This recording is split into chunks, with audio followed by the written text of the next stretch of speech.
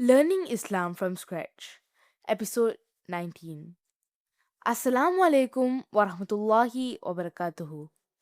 This is Haira and this is my journey learning Islam from scratch.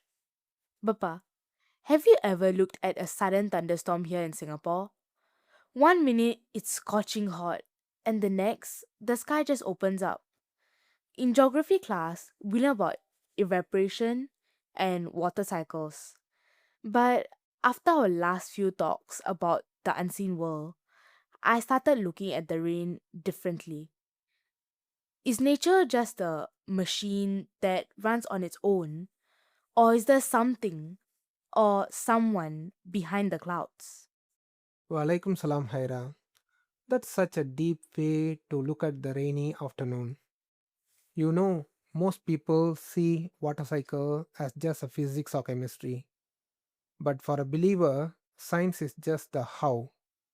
It doesn't explain the who. In Islam, nature isn't just a machine. It's a symphony managed by angels. There is actually a great angel whose entire responsibility in the rain and the growth of every single planet in this planet. You mean there's an angel for the rain? I've heard of Jibril, but who manages the weather? His name is Mikā'īl. He is one of the four greatest angels. While Jibril brings the spiritual sustenance, which is the revelation, Mikā'īl is in charge of physical sustenance.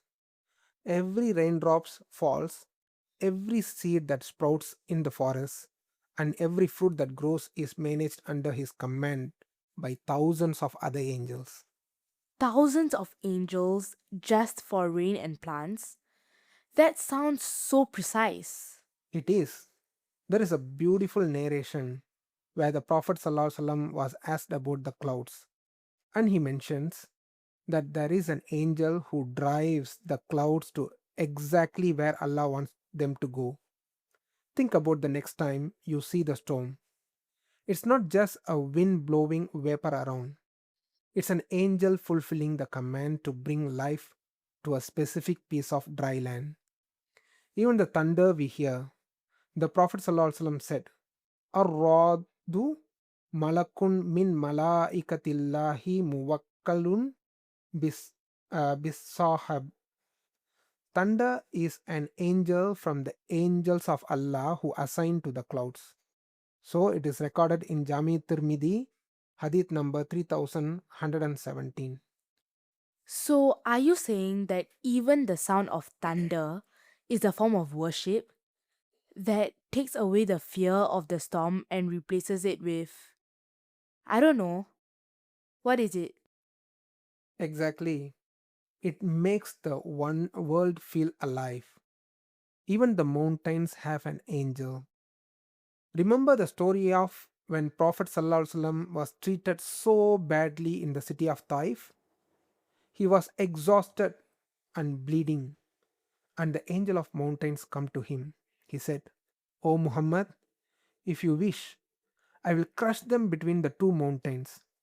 But our Prophet said, Sallallahu Alaihi Wasallam, in his mercy, said no. That shows us these massive forces of nature, the mountains, the wind, the rain, they aren't just a rocks and weather, they are standing at attention, waiting for Allah's command. It makes me feel like we are living in a giant, invisible palace. But, Papa, what about the biggest creation of all? We spoke about the throne, Arsh, before. So, is it just floating there? No, Haira, it is carried actually. Even the Arsh has its own angels. They are called Hamalatul Arsh, the bearers of throne. Allah described them in a very emotional way in Surah Ghafir, chapter number 40, verse number 7. Alladina ya'miluna al-arsha wa man hawlahu yusabbihuna bihamdihi rabbihim wa yu'minuna bihi وَيَسْتَغْفِرُونَ لِلَّذِينَ آمَنُوا. Those angels who carry the throne and those around it exalt Allah with the praise of their Lord and believe in Him and ask forgiveness for those who have believed. Wait, the angels who are carrying the most massive thing in existence, they are busy asking Allah to forgive us? Can you imagine that, Haira? These beings are so close to Allah's majesty, carrying the heaviest burden in creation, yet their hearts are filled with the concern of you and me. They say, O Lord, you have encompasses all things in mercy and knowledge. So forgive those who have repented. It shows you that in this vast system of rain, mountains, and the stars, you aren't forgotten. Speak. The greatest angels in the cosmos are literally rooting for you, your soul. That makes me feel so small, but at the same time, so incredibly valued. It's like the whole universe is this perfectly managed home, and we are the guests being looked after. That's the feeling of Iman. When you realize that the rain isn't just a weather and the mountains are just a scenery, but that everything is being managed by a noble beings who love what Allah loves. It makes you want to be a better person, doesn't it?